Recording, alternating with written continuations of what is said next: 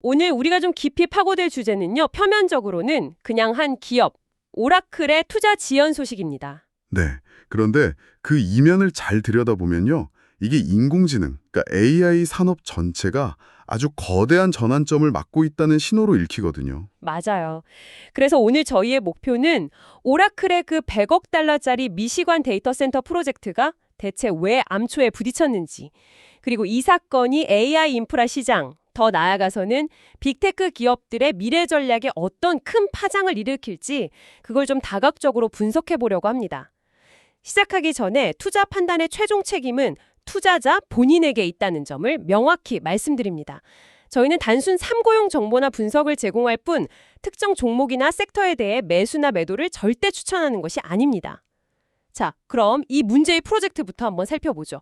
이게 이름부터가 심상치 않더라고요. 스타게이트 프로젝트랑 관련이 있다고요? 네, 맞습니다. 굉장히 거창한데요. 무슨 SF 영화 제목 같기도 하고. 그 이름이 이 프로젝트의 성격을 아주 정확하게 보여주는 거죠. 이게 그냥 오라클의 일반적인 데이터 센터가 아니고요. 오픈 AI가 구상하는 차세대의 AI 모델, 어쩌면 AGI, 그러니까 일반 인공지능의 두뇌가 될 수도 있는 그런 슈퍼컴퓨터를 위한 핵심 인프라였어요.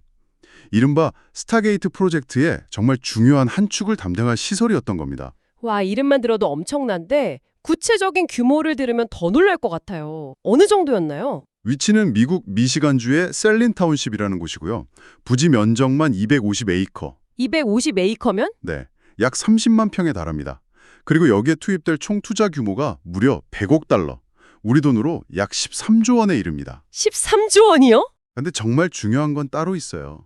바로 전력 용량인데요. 이게 1기가와트급으로 계획됐습니다. 1기가와트요. 그게 어느 정도인지 사실 감이 잘 안 오는데요. 가장 쉽게 비유하자면 일반적인 원자력 발전소 1기의 발전 용량하고 거의 맞먹는 수준이에요. 네. 데이터 센터 하나를 돌리는데 원전 하나가 통째로 필요하다는 건가요? 바로 그 계획이었던 거죠. 말 그대로 도시 하나를 먹여 살릴 전기를 전부 AI 훈련에 쏟아붓겠다, 이런 상상 초월의 계획이었습니다. 와, 정말 충격적이네요. 근데 이렇게 거대한 계획이 갑자기 딱 멈춰선 거잖아요. 그렇죠. 표면적으로 알려진 이유는 금융 파트너와의 협상이 결렬됐다, 이거였죠. 맞습니다. 이 프로젝트의 자금을 같이 조달하기로 했던 기존 파트너 블로아울 캐피털이라는 사모 펀드가 있거든요. 이 회사와의 협상이 최종적으로 결렬된 게 결정적이었습니다.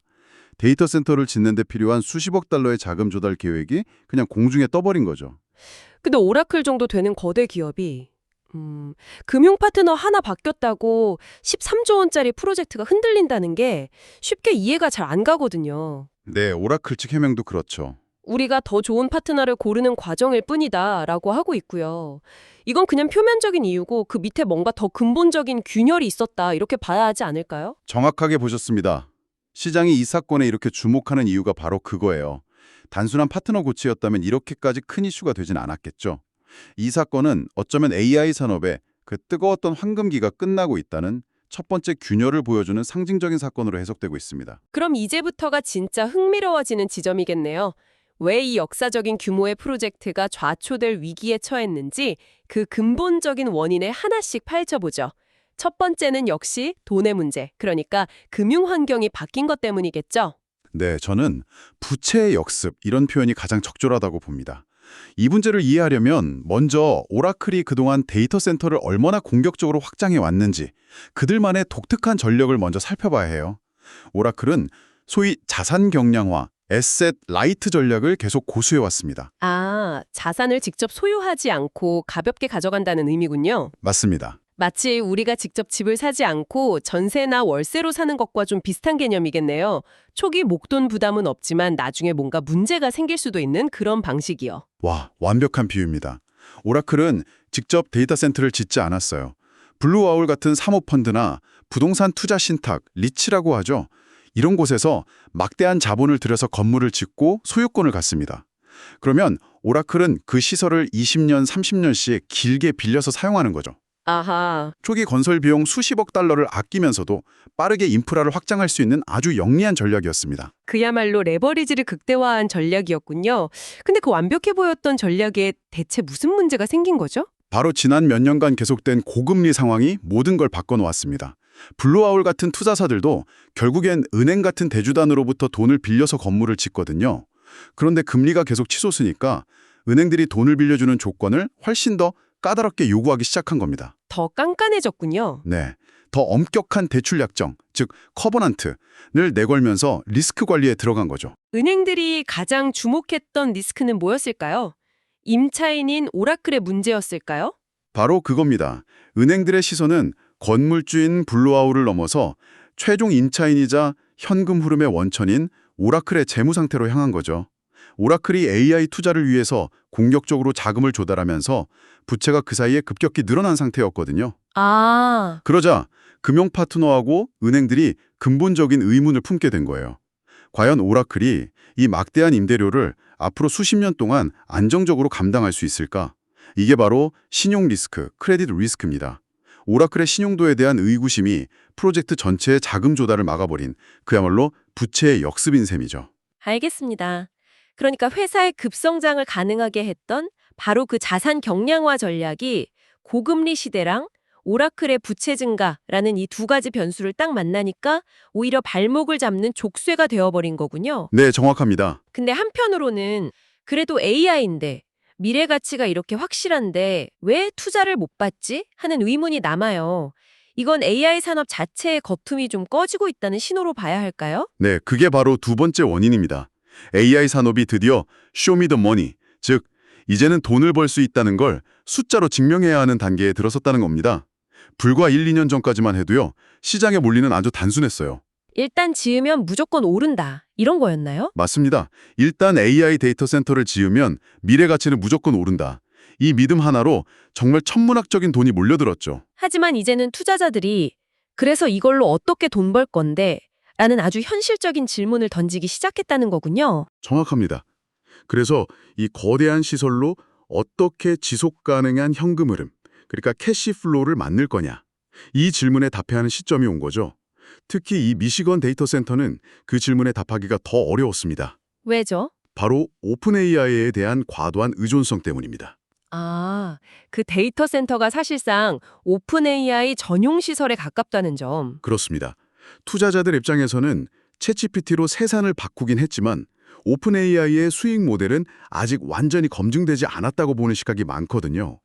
그런 단일 고객, 그것도 수익성이 불확실한 고객 하나만 보고 13조 원을 쏟아붓는 건 너무 위험하다고 판단하기 시작한 겁니다. 비유하자면 이제 막 뜨기 시작한 스타트업 하나만 믿고 그 회사 전용으로 세상에서 가장 큰 공장을 지어주는 것과 마찬가지인 셈이네요. 네, 회수 불확실성이 너무 큰 거죠. 그렇군요. 이 소식이 시장에 미친 파장도 상당히 했겠어요. 단순히 오라클 한 기업의 문제로 끝나진 않았을 것 같은데요. 네, 파장이 컸습니다. 이 프로젝트의 지연 소식은 AI 인프라 투자 전체에 대한 피크아웃 우려, 그러니까 광란의 파티가 끝나고 정점을 찍고 내려오는 것 아니냐는 우려로 번졌습니다. 실제로 이 소식이 전해진 후에 AI 칩의 절대 강자인 엔비디아나 클라우드 강자인 알파벳 같은 빅테크 주가 전반에 하락 압력으로 작용하기도 했고요. 자, 정리해보면 금융 환경이 나빠졌고 AI 산업의 수익성에 대한 의구심도 커졌어요.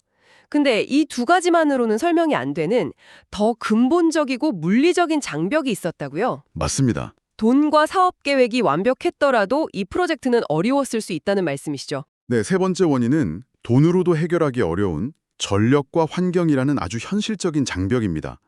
우리는 보통 AI를 소프트웨어나 클라우드 같은 약간 무형의 존재로 생각하잖아요. 그렇죠. 하지만 그 본질은 막대한 전기를 소비하는 물리적 인프라입니다. 데이터 센터는 결국 거대한 전력망, 즉 그리드와 규제의 문제이기도 하죠. 아까 원자력 발전소 1기 용량의 전기가 필요하다고 하셨죠. 그게 그렇게까지 문제가 될 줄은 몰랐네요. 문제가 되는 수준을 넘어서 프로젝트의 발목을 잡는 가장 큰 암초가 됐습니다. 이 프로젝트는 미시간 공공서비스위원회, MPS의 최종 승인을 받아야 하는데 승인이 계속 지연되고 있어요. 지역 에너지 공급사인 DTE 에너지는 이 데이터 센터 하나가 완공되면 지역 전체 전력 소비량의 무려 25%를 빨아들일 것이라고 경고할 정도입니다. 25%요? 한 지역 전력의 4분의 1을 데이터 센터 하나가 쓴다는 건가요? 네, 이건 단순히 데이터 센터 하나 짓는 문제가 아니라 도시계획 전체를 다시 짜야 하는 수준 아닌가요? 바로 그 점이 AI 산업 전체가 마주한 거대한 현실입니다. 아마존, 구글, 마이크로소프트 모두 지금 전력 확보에 사활을 걸고 있어요. 다른 빅테크 기업들도 다 마찬가지군요. 네, 전력망이라는 게 하루아침에 증설할 수 있는 게 아니거든요. 갑자기 늘어나는 이 엄청난 전력 수요를 기존 전력망이 감당할 수 있는지, 그 전력을 또 어떻게 안정적으로 공급할 것인지에 대한 해답이 나오지 않고 있는 겁니다. 여기에 부지 내의 습지 보호 문제나 수많은 서버에 열을 식히기 위한 쿨링 시스템에 대한 환경단체 압박도 거세지고 있고요. 그러니까 금융사 입장에서는 이제 AI 데이터 센터가 미래의 황금알을 낳는 거위가 아니라 언제 터질지 모르는 정치적, 환경적 리스크가 가득한 예측 불가능한 자산으로 보이기 시작한 거군요. 정확합니다.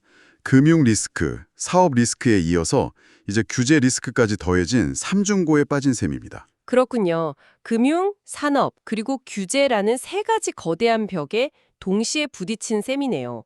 그렇다면 이 사태가 앞으로 시장에 어떤 변화를 가져올까요? 한마디로 자본의 재편이 시작됐다고 하셨는데 구체적으로 어떤 의미인가요? 빅테크와 전문 투자사 간의 그 달콤했던 허니문이 끝나고 이제는 새로운 규칙이 적용되는 시대가 열렸다는 신호입니다. 첫 번째 시사점은 선수 교체입니다. 현재 블루아울의 빈자리를 메울 가장 유력한 후보로 세계 최대 사모펀드인 블랙스톤이 거론되고 있습니다. 블루아울에서 블랙스톤으로 바뀌는 게 그렇게 중요한 의미를 갖나요? 그냥 더 큰 회사로 파트너가 바뀌는 것 아닌가요? 그게 차원이 다른 이야기입니다.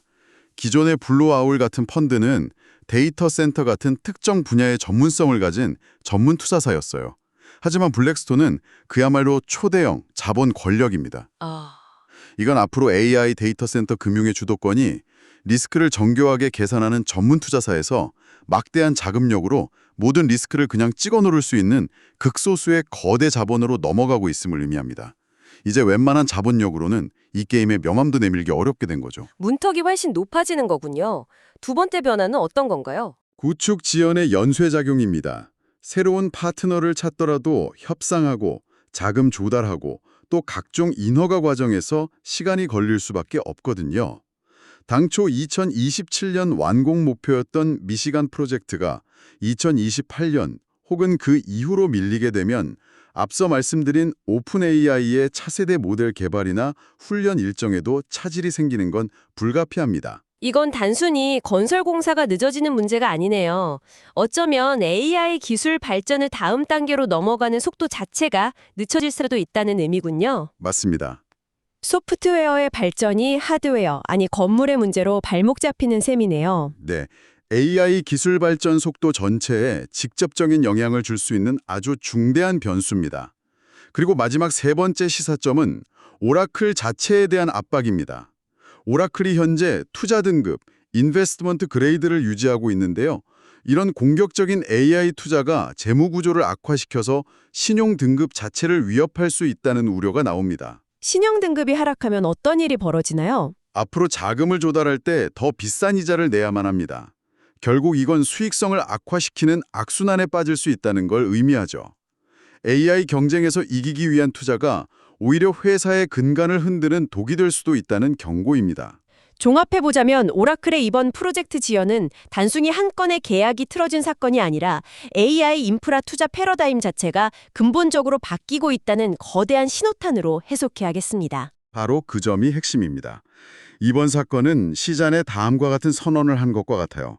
AI 인프라 투자의 무한증식 시대가 끝나고 이제는 정밀한 수익성을 검증하고 현실적인 물리적 제약을 고려해야 하는 시대가 열렸다. 앞으로 진행될 오라클과 블랙스톤의 협상 결과가 어떻게 나오느냐에 따라서 향후 모든 AI 인프라 프로젝트의 새로운 펀딩 기준, 즉 벤치마크가 결정될 겁니다. 시장 전체가 그 결과를 숨지겨 지켜보고 있는 이유죠. 오늘은 AI의 화려한 미래를 떠받칠 인프라를 구축하는 데 있어서 우리가 얼마나 복잡하고 거대한 금융적, 물리적, 그리고 정치적 현실과 마주하고 있는지 오라클의 사례를 통해 깊이 있게 살펴봤습니다. 여기서 한 걸음 더 나아가 이런 질문을 던져볼 수도 있겠네요. 단 하나의 거대 프로젝트를 추진하는 데에도 자본과 전력망이 벌써부터 한계에 부딪히고 있다면 지금보다 훨씬 더 강력하고 더 많은 에너지를 필요로 하는 인공지능이 우리 사회 전체를 움직이게 될 미래의 물리적, 경제적 지속 가능성은 과연 어떻게 담보할 수 있을까요? 한 번쯤 우리 모두가 깊이 생각해 볼 만한 질문인 것 같습니다. 다시 한번 말씀드리지만 투자 판단의 최종 책임은 투자자 본인에게 있다는 점을 명확히 말씀드립니다. 저희는 단순 참고용 정보나 분석을 제공할 뿐 특정 종목이나 섹터에 대해 매수나 매도를 절대 추천하는 것이 아닙니다. 항상 여러분의 성공 투자를 기원합니다. 내용이 좋으셨다면 구독, 좋아요 부탁합니다.